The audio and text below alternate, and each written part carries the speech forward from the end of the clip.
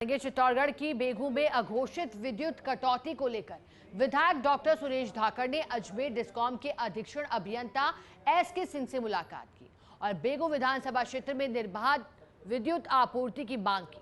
वहीं दूसरे जनप्रतिनिधियों पर तंज कसते हुए उन्होंने कहा कि 3 दिन में यहां विद्युत आपूर्ति में सुधार नहीं हुआ तो वो खुद धरने पर बैठेंगे।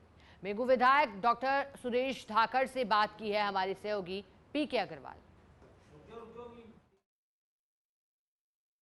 भीषण गर्मी का दौर जारी है तो निश्चित तौर पर लोगों को अब लाइट की भी ज़रूरत पड़ने लगी है, लेकिन लाइट की जिस तरह से मुख्यमंत्री ने भी निर्देश दिए हैं कि प्रदेश भर में निर्बाध रूप से विद्युत आपूर्ति हो। बेगू विधायक हैं, शिकायत की है कि उनके इलाके में बार बार बिजली कट रही है, ऐसी से मुलाकात की है और चेतावनी भी दी है। जानने की कोशिश करेंगे किस प्रकार से देखते हैं जिस तरह से आपने चेतावनी भी दी है और बेगू विधानसभा क्षेत्र की शिकायत दर्ज कराई है। पिछले विधानसभा चुनाव हो या अभी लोकसभा चुनाव हो, जनता जनार्दन ने हमारी झोली भर दी है।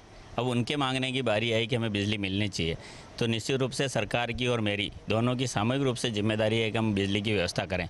कहीं दिक्कत आ रही है, पिछले 7-8 दिन से रात को 10 बजे से 10:30 बजे से 1:30-2 बजे तक बिजली गुल रहती है। चोरों का आतंक अलग से बढ़ गया। तो मैंने सुबह ही कलेक्टर साहब को भी अवगत कराया और अभी एससी साहब के साथ खड़ा हूँ।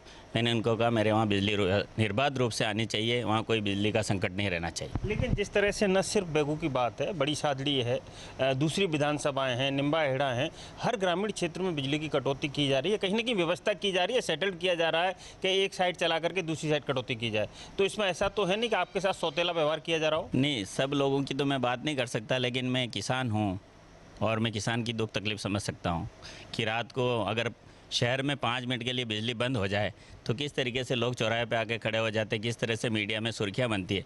लेकिन गांव की बिजली बंद है तो सब लोग चुप क्यों हैं, इस पर भी मेरा प्रश्न है। लेकिन किसान के लिए हमेशा लड़ता रहूँगा, किसान की बात करूँगा।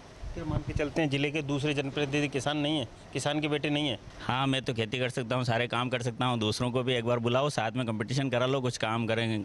कोई हल चला सकता हो, कोई खेती का कल्पा चला सकता हो, कोई दूसरा काम कर सकता हो। किसान के नाम पे वोट सब मांग लेते हैं, लेकिन किसान की बारी आती है तो सब चुप रहते हैं। ये ठीक नहीं है, लोकतंत्र के लिए ठीक नहीं है। मैं जिस विचारधारा का हूँ, मुझे भारतीय जनता पार्टी ने बहुत कुछ दिया और मैं बीजेपी का ही हूँ और सरकार में ही हूँ, लेकिन किसान के साथ अन्याय हो रहा है तो मैं इस बात को यहाँ कह रहा हूँ कि बिजली मिलनी चाहिए।